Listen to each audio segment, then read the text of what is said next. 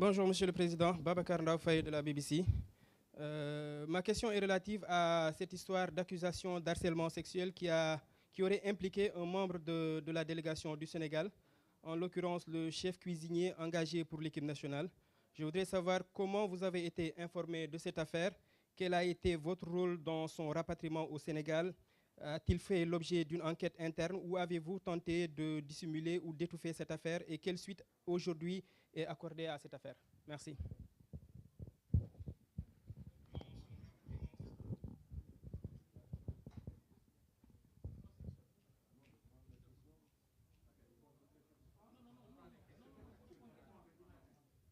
Voilà, merci Babacar. Sur cette question, moi, j'étais à Mexico dans le cadre de l'ouverture de la...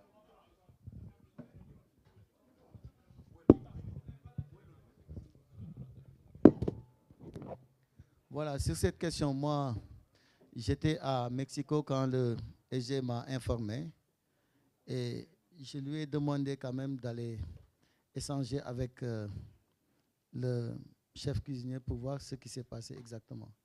Il y a eu effectivement une complainte d'une dame. Je pense qu'il y a eu des discussions au niveau du restaurant, peut-être mal appréciées par la dame, qui est allée se plaindre auprès de sa hiérarchie. Et je pense que, et quand le EG a été informé, il est venu échanger avec lui, je pense en compagnie du directeur des sports.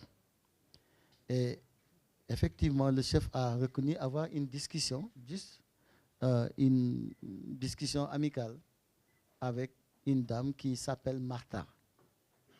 Voilà. Mais quand même, il n'y avait aucune intention ni quoi que ce soit pour voilà, avoir avec elle des relations ou bien... Voilà. Donc, mais après aussi, nous, on a... Je pense que le EG aussi, ils ont reçu la visite de la police, voilà, parce que la dame est allée faire une déposition. Une déposition, semble-t-il. En tout cas, il y a eu la visite de la police, on a échangé. Mais ce qui est important, c'est que on n'a pas reçu de plainte formelle. Et aussi, il n'y a rien de factuel qui pourrait nous permettre d'étayer de telles accusations. Et j'ai même reçu tout récemment le rapport de la police américaine. Voilà. Mais et que pour moi, c'est quelque chose qui est clos, c'est un incident qui est clos. Parce que ce qu'il faut comprendre, c'est qu'il y a des gens bon, qui ont quand même tendance à peut-être taquiner les gens, échanger comme ça. Mais c'était purement amical. Mais il y a des gens aussi qui ne l'apprécient pas parce que vous n'êtes plus dans votre contexte. Voilà, ça aussi, c'est des éléments que peut-être lui, il ne comprenait pas. Mais c'est un vieux que je respecte beaucoup parce qu'il a tout le temps son chapelet et il a même du mal à parler aux gens. Donc, je ne peux pas imaginer quand même de telles accusations contre lui. Non.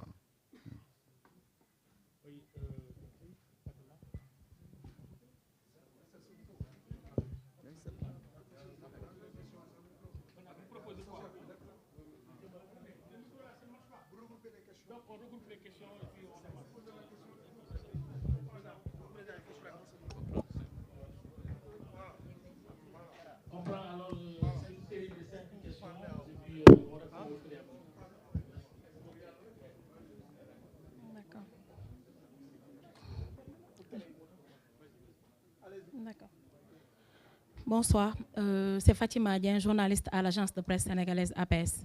Alors, Président, on a constaté la présence du docteur Janssen, médecin de rang mondial au niveau du staff médical de l'équipe nationale du Sénégal. Qu'est-ce qui explique sa présence au sein de la tanière? Merci.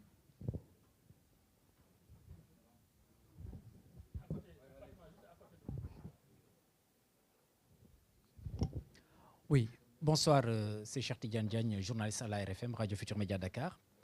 Alors, ma question naturellement va s'intéresser justement au président qui anime donc cette conférence. Alors, président, Dans vos propos, nous vous avons entendu parler de failles techniques, mais également organisationnelles. Quand on parle de faute de failles, j'allais dire organisationnelles, certainement, cela va certainement, disons, de la responsabilité de la Fédération sénégalaise de football en tant que tutelle. Alors, dites-nous exactement, quand vous parlez, quand vous utilisez ce terme générique, faille organisationnelle, en détail, cela signifie quoi exactement, s'il vous plaît?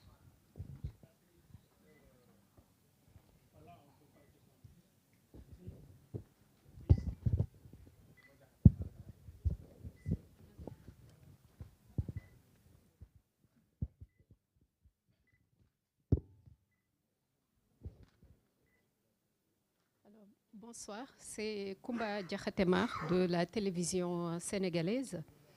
Alors, Président, je voulais avoir des explications, comme beaucoup de Sénégalais d'ailleurs. Il y a beaucoup de rumeurs concernant des soirées de gala ou encore des trafics de billets, surtout au niveau du camp de base du Sénégal aux États-Unis. Est-ce que vous pouvez apporter des explications par rapport à ces accusations? Merci beaucoup.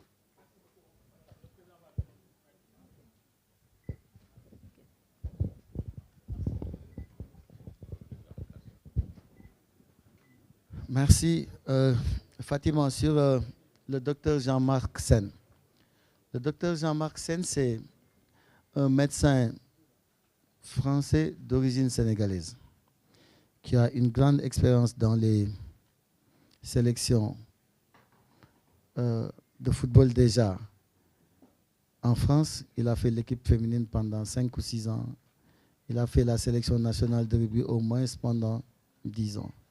Vous savez, on était en train de chercher le meilleur staff médical pour nos athlètes.